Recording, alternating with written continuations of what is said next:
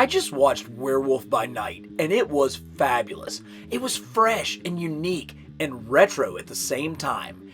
Exactly the kind of chances Marvel should be taking on Disney+. So I got to thinking, how about a mystery box filled with Marvel monsters? Alright, let's start out with the main man himself, Jack Russell, the Werewolf by Night. And no, apparently he was not named after the breed of dog.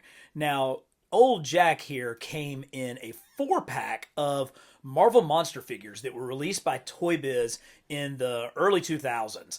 And it's really cool that they gave us these 1970s monster figures. Now, granted, they were able to use some parts from other figures to make this happen, but that's a whole new head sculpt there for Werewolf by Night, and it looks really, really good. Now, Jack was one of the first characters from the Marvel Monster series. He first appeared in Marvel Spotlight number 2 back all the way in 1971 and was part of a wave of characters and themes where horror kind of entered their way back into Marvel Comics. Wait a minute. This is Carbon Scoring. We bring you the best in comics history and action figures every week. So how did this 1970s Marvel monster explosion get started anyhow? In the 1950s, superhero books were flying off the racks, but they were not alone. Westerns, sci-fi, romance were all big sellers, but none were greater than the horror mags, led by William Gaines' EC Comics. EC had the best artists, the best writers, and their books were hugely popular and influential. So much so that they got the attention of Dr. Frederick Wortham, a psychiatrist and researcher who was concerned about the violent imagery he found in comics. His book, Seduction of the Innocent, asserted that comic books led youth to become juvenile delinquents.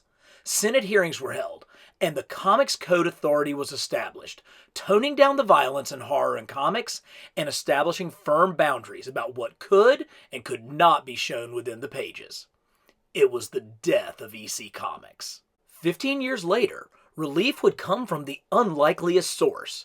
President Richard Nixon's Department of Health, Education, and Welfare asked Stan Lee to publish an anti-drug message, which he did in the pages of Spider-Man. The books were rejected by the Comics Code, but Lee decided to put them on racks without the code's seal, breaking the stranglehold the authority had on the comics industry, and in 1971, the code was altered, allowing for depictions of werewolves, vampires, and the like. Marvel dove in head first with titles like Tomb of Dracula, The Monster of Frankenstein, and Werewolf by Night. Okay, got it? Great. Back to the mystery box. Also in that pack was the zombie. And look at how great the dedicated sculpt is for this.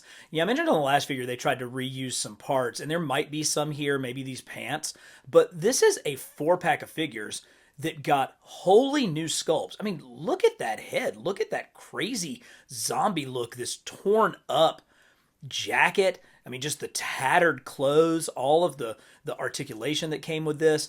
Another cool thing about these packs was they each came with dedicated bases. So here's the one for the zombie, and here's the one for Werewolf by Night, and I'll show you the others as we go along.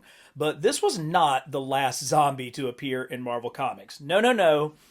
We got, honest to goodness, Marvel zombies. And here is Colonel America from the original Marvel Zombies line. Now, yes, not Captain America. I believe he was called Colonel America. And this is a Marvel Select figure, so it's a little bit bigger. It's in the 7-inch scale. Obviously, they're more concerned about sculpt over form, but look at that. Look at the detail of his brain sticking out. He came with a cap that would go over the top of it, but I don't know where that is at this point.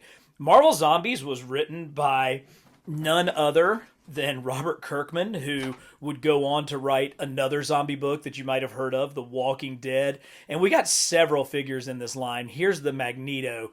You can see the bones sticking out. He's still got his boots. Here's his abdomen exposed with his spine coming through. And look at the horror of this, partially destroyed skull. He's still got one eyeball in there. This series also had characters of the Hulk and Sabretooth and Spider-Man, and they each came with a base that when you put them together would make the Silver Surfer, who played a key role in the story. So before Kirkman became a household name with The Walking Dead, he was actually a Marvel zombie. Now, that also inspired probably the most beloved episode of the What If cartoon, and we've already gotten one zombie from this, and it is the Captain America zombie. And of course, they went all out on the horror on this figure. Look, you can see his ribs coming through. Even this leg, it goes all the way through. Look, you can see through the leg here. They took it all the way down to the bone where, just the meat and stuff is exposed. He's got his foot. There's something about the four-color goodness of the Sentinel of Liberty, the Star-Spangled Man, being portrayed in zombie form that just really brings out the horror of zombie characters. Yeah, it's rough to see Spider-Man as a zombie, but there's something even more shocking about it being Captain America as a zombie.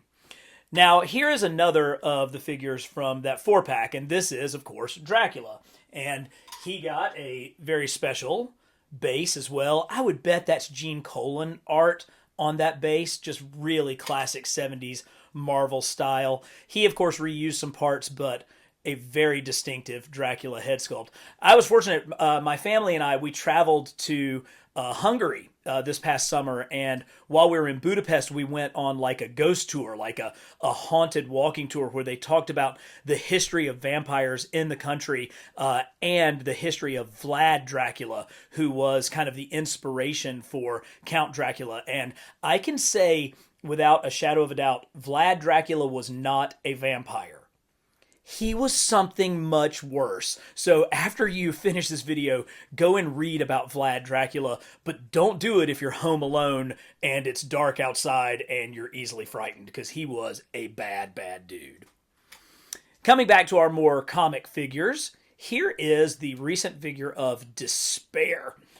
So Despair was actually created by Chris Claremont and John Byrne during their run on Marvel Team Up back in issue 68. Kind of something that I wasn't aware of. He's generally seen as a Man-Thing villain, and he's one of the Fear Lords. And, he goes to show just how powerful black and white figures can be. I mean, this guy just really stands out with his black and white colors and that skeleton-like head sculpt. I love that he's got these creepy hands. Just a really, really choice figure.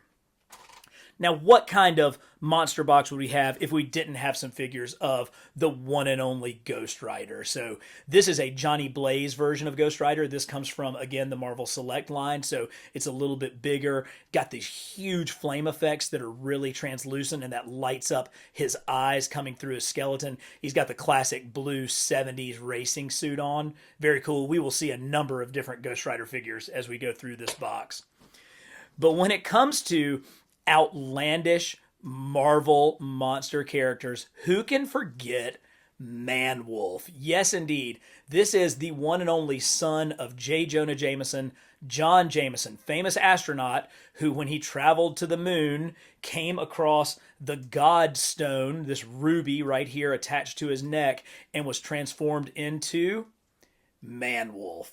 Look at the articulation of that jaw, and it's like spring-loaded, so it snaps back into place.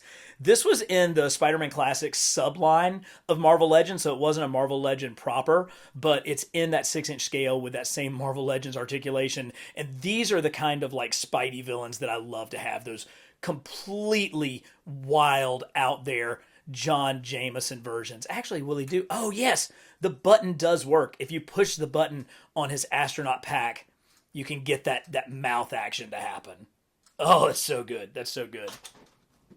Let's come a little bit closer to the future here. So here is Elsa Bloodstone. Now, I was not really familiar with this character before watching Werewolf by Night. I know that she's a relatively new character. She premiered in like 2001 in Bloodstone issue 1, and she is the daughter of an older character in the Marvel Universe, Ulysses Bloodstone.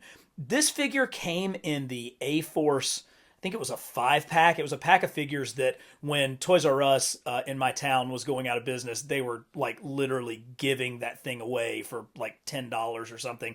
I picked her up then. I kind of wanted like some of the other figures that were in that 5-pack, and I've really never known what to do with old Elsa here, but she does fit in very nicely with the monster box. Now, she has gotten a lot of comparisons to Buffy the Vampire Slayer, but her two creators, writers Dan Abnett and Andy Lanning, say they've actually never watched a full episode of Buffy, so they say that any kind of coincidence between those two characters is just that. It's simply a coincidence. Now, we've seen the undead vampire. Let's talk about Morbius, the living vampire. And he's got a few figures in here. We'll grab a few of them. But Michael Morbius, of course, appeared in, I want to say it was issue 101 of Spider-Man, written by Roy Thomas. Roy Thomas really left his mark on early 70s Marvel Comics with a lot of his inspiration for these monster characters that happened after the comics code was rewritten. This is one of the newer Morbius characters. Let's grab like the very first one that came out in the 6-inch scale.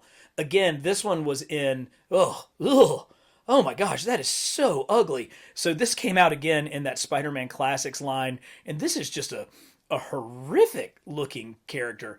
And of course, he has, ooh, look at that. If you push the button on his back, this rubbery face will like open up its jaws. Oh, that is so terrible. You know, you can see how much more comic accurate this sculpt is, but just look at how gross that action feature is. Ugh, Morbius. Yep, here it is.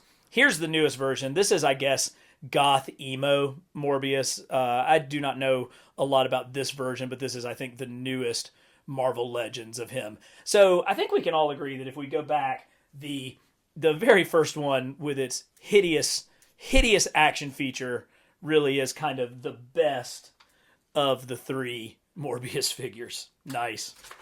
Now here's somebody that I thought would make a good addition to the monster box, and that's the Taskmaster. So Taskmaster is really not related to any of the Marvel monsters. He's an Avengers villain, and his specialty is that he has photographic reflexes. He can mimic anything he sees. So you see him here with Captain America's shield. Oftentimes he comes with Hawkeye's bow and arrow, or he has a sword, because if he sees sword play, he can mimic that. But he's just got such a cool look with that skeleton head sculpt. Now, this is the old one. This is the Toy Biz version of the figure, which I think actually really does still stand up. But I want to say there's maybe some more down in there. We'll look and get to some more Taskmasters when we do it. A lot of people got very, very upset about the Taskmaster's portrayal in the Black Widow film, saying, oh, you wasted one of the coolest characters in the MCU. I don't know that that's true. I think that, you know, if the rumors are true, she's going to appear in Thunderbolts, and that might actually make us think a little bit differently about that figure. Now, this is truly one of my favorite figures of the last couple of years, the Dread Dormammu. Oh, just look at all that Ditko goodness. So Dormammu was Doctor Strange's greatest nemesis, particularly during the time when Steve Ditko had first created these two characters and had them pitted against each other in the books.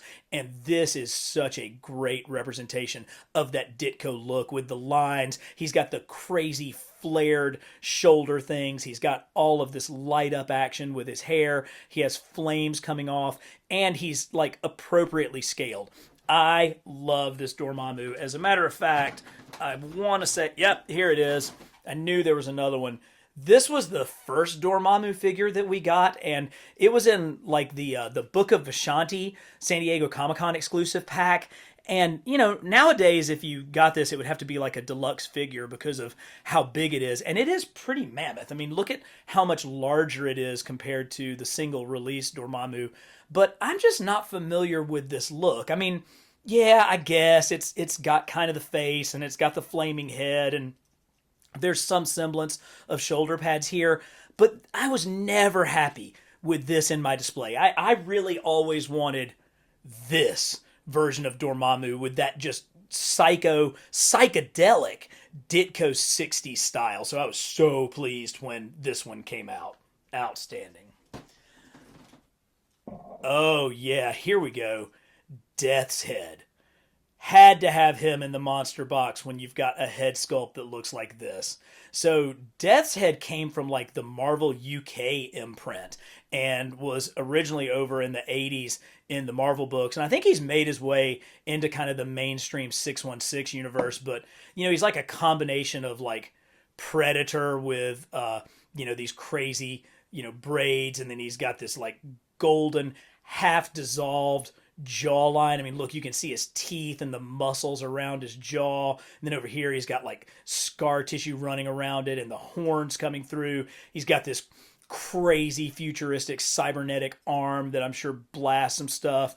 The perfect color combination of yellow and blue that's always worked so well in comics. Just a really, really unique figure. So unique that I included him in my top 10 WTF Marvel Legends figures. So if you haven't seen that video, check it out where I look at some of the Marvel Legends that have come out over the years that are just like, really? What are we supposed to do with these? How do they fit into the rest of the line? It's not that they're bad figures. It's just like, WTF? What are we supposed to do with these guys? Death's Head definitely fits into that category. All right. Here's another 70s creation, Deathlock. Oh, yeah, look at that, like, half man, half cyborg, all kind of zombie-looking character. This is the newer Deathlock that came out. Did this one come out on a retro card? No, he came out in a regular release. I'm thinking about the fact that I always pair him up with the cybernetic Spider-Man to recreate Eric Larson's great cover from the adjectiveless Spider-Man title. But just a really cool, like, mercenary. He's got his U.S. flag there. He's got these pipes. This one actually is supposed to fit right into his chest. Now we're talking. Now we got that Deathlock look going. I love that kind of pre-cyborg helmet going on there. I wonder if George Perez was inspired by that when he was drawing the new Teen Titans. This backpack is sweet. So this is the newer one, but Marvel Legends back in the Toy Biz days actually took a shot at this in one of the early waves, and I think it's even more horrific. Now, you've got the gun, you've got all the metallic parts. I really love that red metallic paint. Look at how that really pops and stands out. Backpack is here, but look at how grotesque this head is. Even more so than the newer one. He's got that gaping hole where his nose is. He's got those rotten teeth, those dead hollow eyes on one side, and then the cybernetic head on the other side. Ooh, this is the kind of level of sculpting that we got from the early 2000s from Toy Biz. And yeah, he's got funky, weird ball joints here, and his ankles are all crazy. He does have tippy toes, though. He's got tippy toe articulation. I know everybody loves that, but look at that crazy Deathlock. I think, yeah, here we go. We got one more. We've got the X-Force version of Deathlock. So thankfully this figure got a repaint and a gigantic shotgun to come with it. So really sweet that they've given us multiple versions of a really cool kind of obscure 70s character that's sort of come back into prominence with his X-Force versions. Very nice. Here we go. Here is the last of the 4-pack, the Marvel Monsters 4-pack, and it's none other than Frankenstein's monster. So sweet. And of course, he has his dedicated stand with his art on it. You can see you can see the scar line and the stitches right there at his head where his head's been sewn open, and I guess, the Frankenstein monster brain was put in there. Look at all of that detail along the face, just the weathered, the hollowed out cheekbones. Plus, he's got this great hulking body with articulated fingers, so he can have an open hand or a fist. I love that about these. Weathered pants, torn up, boots, just great paint applications all the way over. I mean, this is long, long before face print technology, and look at how much face detailing they got in the paint of that, just getting down deep into that sculpt. Frankenstein's monster, so absolutely choice. Now, we've got a few Ghost Rider figures down here. This one's missing a head, so we'll grab a different one. Here is a Danny Ketch Ghost Rider. Now, I actually did an entire video dedicated to Ghost Rider, so I'll put a link to that in the description, but if you want to check out the definitive action figure history and comic history of Ghost Rider, that's the place. But this is a version where Danny Ketch kind of came back to fight Johnny Blaze, and it's got all these super cool, blue flames coming off of it. Here is the more regular Danny Ketch. So this is the one that came out in the early stages of the Marvel Legends line. He came with a bike. He's got super great spikes, but he's got the all black leather. And let's see. Nope. No. Oh, maybe a little bit. No, I don't know that jaw is really articulated. But this was kind of the first Ghost Rider that came in the Marvel Legends line. But then we got more. This is the one that we just saw without its head, but here's a version that actually has its head. Oh, I love this. And wait for it. Check out those eyes. Yes, when you open his jaw, his eyes appear. Oh, that's so good. They pop right out. I like this translucent flame effect. I like the thin frame of this Ghost Rider, and I like that you can actually see like the bones of his clavicle and his scapula kind of poking through. He's really in, riding chaps here. He's got all these, motorcycle leathers. That is a great, great figure. But they didn't stop with that one because they used the exact same body to give us a mid-transformation Johnny Blaze figure. Oh, God, he's still got, like, hair on there, and his scalp is melting away, and you can see the human horror in his face on this side, and the Ghost Rider demon taking over on this side. Now, he's in the more traditional blue jumpsuit of the 1970s, which I think is perfect for this mid-transformation Johnny Blaze figure.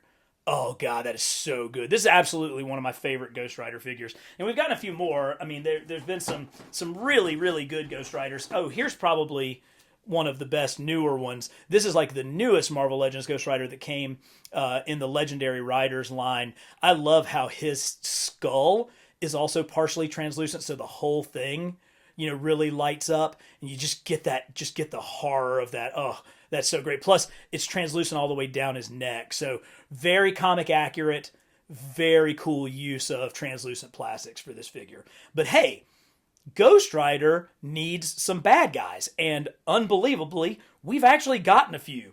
Beginning with Blackheart. Check out this thing. So first of all, this thing is huge. Like when you get him fully stretched out, this is a really, really big figure. If this were to come out today, it would have to be a deluxe figure. There's no way that they could sell this just for the regular Marvel Legends retail price. Now, Blackheart is like the son of Mephisto, the devil. I think he kind of created him. I don't think that he actually impregnated a Blackheart mom, but still, he comes across as Mephisto's son. And oddly enough, while he is always really considered to be a Ghost Rider villain, his first appearance was in Daredevil, issue 270, drawn by John Romita Jr., which just kind of, sort of shocks me, but he does have a little bit of that JR Jr. look with these hair tendrils and stuff. Look at all of the detail that went into this. He does have a bendy wire in this tail so that you can kind of pose it and flex it. And then look at what they were doing with the articulation here. Yes, you've got a mid-foot joint. You've got a joint here. You've got a twist here. You've got double knees. You can really get him down into sort of crouching positions because of this. He almost has like the same articulation that you would expect on like a Nightcrawler figure, except he's twice as big. So Blackheart is not one that I really knew a lot about when he came out in the Marvel Legends line, but what a unique figure to add to your collection, and one that I'm not sure a lot of people out there really have. So very, very cool. But we do have another Ghost Rider villain, and that is Vengeance. Oh, yeah, man. So this was kind of a 1990s Danny Ketch villain. So the second version of Ghost Rider. And I mean, he is just so freaking 90s. He's got a fire mullet coming out of the back. He's got spikes coming across the top of his head. He's got giant, like, tusk fangs. He's like purple and black. These things, these spikes on his wrist are pretty cool. look at all of that detailing around the wrist gauntlets. Those are all like individually sculpted tiny bones. And he has them on both sides. So it's all just these little tiny bones going all the way around. Of course, he's got the skull and the bones here, and the bones that form the crisscross across his vest with the spikes coming right out of his chest. What an absolute bananas character design. Just phenomenal. And again, the kind of thing that we got in the early 2000 Toy Biz line. Really, really cool. All right, a few more. First off, here is another version of Taskmaster, a much more modern version. So this was the Taskmaster that was drawn by Udon Studios. So there's a group of artists, kind of an artist collaborate that is out of Canada, I believe, that goes by Udon Studios. And they redesigned several Marvel figures in the early 2000s, one of them being Taskmaster. And he's much more kind of robotic, but he maintains that really cool skull motif. Here he's got a sword, he has his shield, and clearly influenced by manga stylings. And it's no surprise that this artist studio took their name from their favorite Japanese noodle. So this is the Udon Taskmaster. Pretty sweet. Another, not really a monster, but I just thought he fit in really well with this box. This is the variant version of Baron Zemo. So this is a Toy Biz figure that came with the classic masked Zemo, but they did have those crazy difficult to find variants. And this is the unmasked version. And good grief, that is terrible. Look at how bad that is. Look at where his scalp has burned away and you can see his skull exposed. He has all of these spots. There's another huge chunk of skin coming out. His mouth is gaping open with like melting flesh rotting down, with a huge scar running across his cheek and those horrific eyes. So I think that old Baron Zemo certainly deserves to be in the monsters box. Somebody who's not a monster, but is definitely needs to be in this box, and I'm sure all the monsters in here don't want him in here, is Blade. So this is the only comic version of Blade that we've gotten. We have gotten a couple of movie versions, but this one is pretty sweet. And I believe he came in the Netflix series that had like all the Netflix heroes.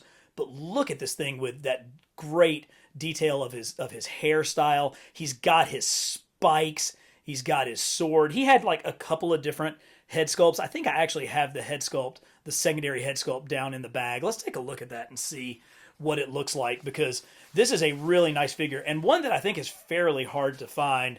So yeah, so this sculpt just has mostly a different hairstyle. So, you know, you can go with the fuller hair if you prefer that, or you can go with the stylized, you know, buzz cut. But Blade is a super sweet figure to be hunting all the monsters in our monster box.